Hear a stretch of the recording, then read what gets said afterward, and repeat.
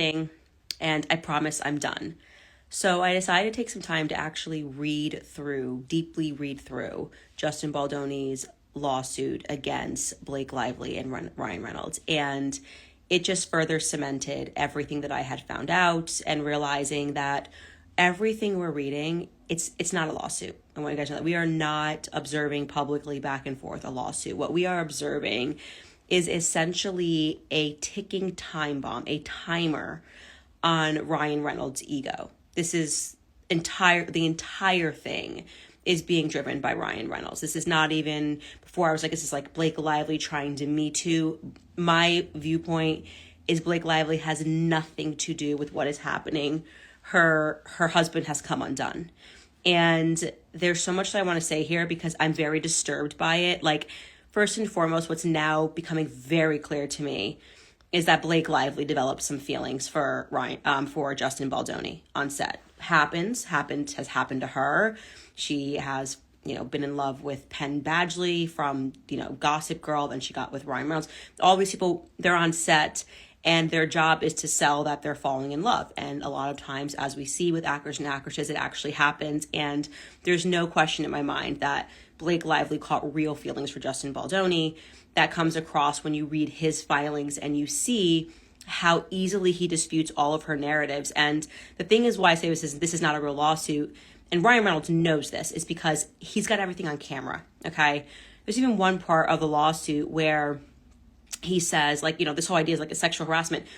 She invited him to her penthouse and he was holding her baby. Like, the guy that sexually you're not having him to your house and letting him hold your kids. This is 10 times worse than the Amber Heard lawsuit. It will be 10 times worse for Blake Lively if she is meant to hit this stand. And what alarms me, and this is quite ironic, it's like a dark irony here, is this film is about domestic abuse. What is happening now, in my view, is Ryan Reynolds is now abusing his wife. This is like litigation abuse. He is trying to inflict pain.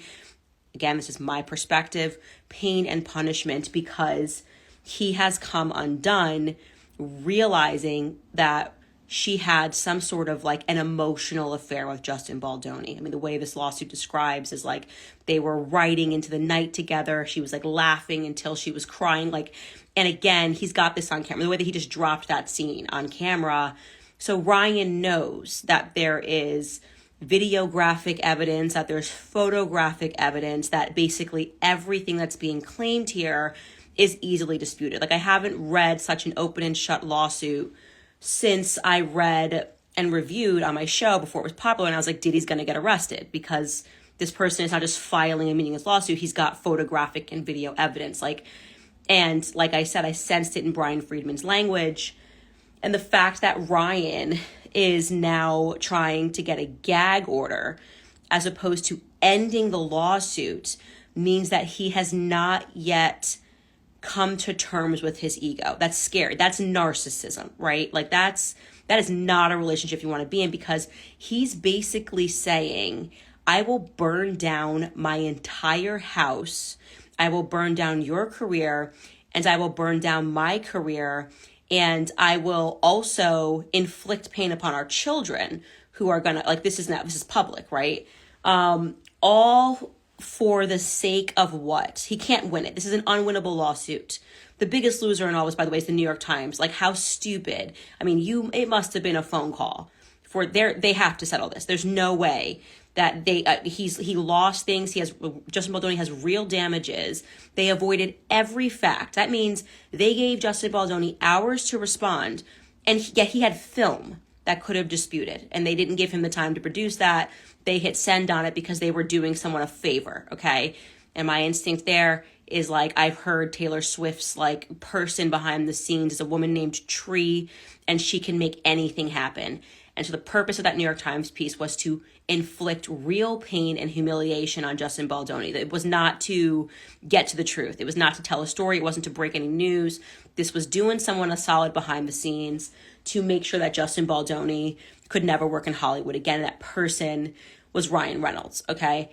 I am very concerned for the circumstance that Blake Lively is in. And I am not a Blake Lively fan. I think this snowballed and it spiraled, and she basically just had to let her husband, whatever it was that he saw, and he finally caught on to this quote unquote emotional affair. Again, I'm giving my opinion, having now read the documents. It sent him into a kind of rage that, like I said, it's like, figuratively, I'll kill everything in this house, and I don't care, because all I care about is harming Justin Baldoni, as opposed to maybe trying to work through whatever it was in your relationship that made her susceptible to catching feelings for Justin Baldoni, because that's what happened here. She caught feelings for this. She was never, in my view, sexually harassed. None of this happened, and they were getting close. That's what happened, and Ryan flipped a switch. And so I'm not even sure now that these messages that came from Blake's phone were written by Blake. Like, I am now really honing in on the fact that Ryan is mentally unwell. Like, I fully believe that Ryan Reynolds is in a really dark place right now. And again, the most disturbing part of this is not that he tried to do it. Like, okay, you get into a rage, you want to destroy this guy, and you think you win. Then you find out that you're not going to win at all, right? He's read, like I have read through this complaint. He knows there's evidence. He knows this is going to be worse than Amber Heard. Why are you keeping this going? Okay. Are you really going to allow your wife to keep going through this hurt publicly? Are you going to make her sit on the stand and get proven to be a liar for revenge? Like, do you think that this is like how you get the girl in the end? Like, he's humiliating Blake Lively right now. This is humiliating. So no matter what she did, whatever he caught, whatever he saw, maybe he had a right to be upset. He did not have a right to do this, okay?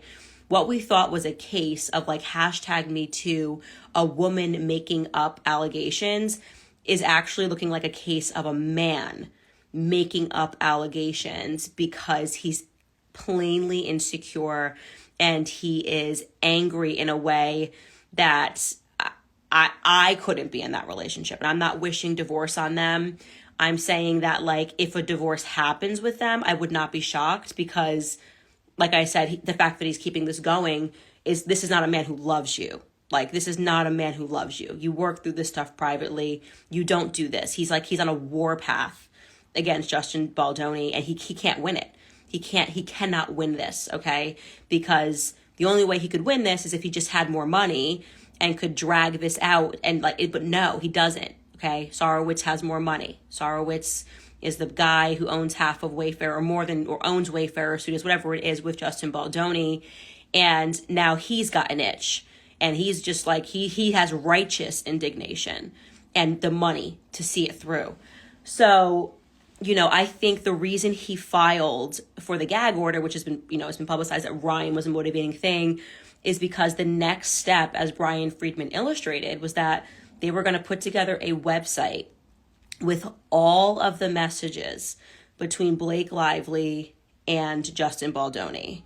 And this was going to be the moment that the public became aware of some sort of an emotional affair here. It was going to become very clear that this was not anything other than like flirty messages. Like, it was going to become something else, and Ryan was going to be caught with his pants down. So he tried to temporarily halt that.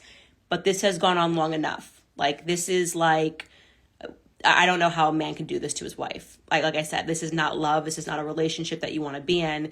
And again, there is some deep, sinister irony here that this entire film is about domestic abuse, And I do want to say this, like, to every Hollywood A-lister that came out and just said, like, I believe women, and didn't even give this man an opportunity to clear his name. Okay, you better meet it with the same energy now. Like, the lawsuit's out there. You can see the evidence. You can find out now that this was Ryan Reynolds, an enraged man.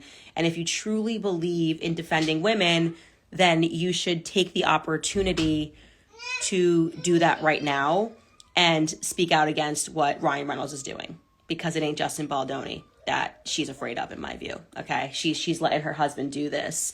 Maybe she thinks it's like her punishment, that she like deserves this for engaging with so much. I'm not sure. But I just wanted to say that, like, I am disgusted with Ryan Reynolds. Like, I am like, ugh, the ick. I will never look at him the same. I never was a Ryan Reynolds fan per se, because I don't like that kind of humor where there's like a bubbling anger.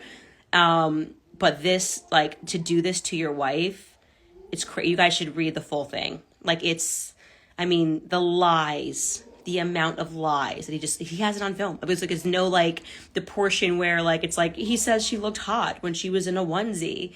No, he said it was hot. Like it was, the temperature was hot. Like, it's like, this is just, it's gonna be bad. And so every hour, every minute, every second that ticks by, that Ryan Reynolds does not call uncle. I mean, if they're going to save face, come out. I mean, the only way they're going to be able to salvage anything is just be humans. You know what I mean? To come out and be like, look, I thought I was losing my wife. I went into a blind rage of anger. Like, I'm checking myself into rehab for anger management. I can't believe what I've done. I've apologized to Justin in this. I'm like, that's the only way. And still, it's still going to be like, ooh, but you have that in you. I don't really know if I want to watch another Deadpool film again, not knowing who you're attacking as a character. That's the only path forward for this couple, is like just a full dress down, being honest and raw in a way that we've never seen you, like, just like completely humbling yourself and apologizing. This has gone so far, and I don't think, given the fact that this is still going on, that Ryan has that in him, because he filed the gag order as opposed to filing the I'm calling uncle, I'm sorry I did this. Like, it's bad. It's bad. So that's my opinion. This was a Blake Lively, feeling something for Justin Baldoni, and what we are just watching right now is a husband who is using litigation abuse to get back at his wife and to get back at the guy who he thought he was going to just A-list out of Hollywood. And I think now Ryan is probably done with Hollywood. When all of this is said and done, it ends with Ryan's career, like, down the drain. And hopefully, I think Blake's career is done too, because she went along with it, but maybe she can play like the, abused wife, and like, I just had to do what I had to do and let him file the lawsuit. I don't know, guys. Anyways, can't wait to see your thoughts.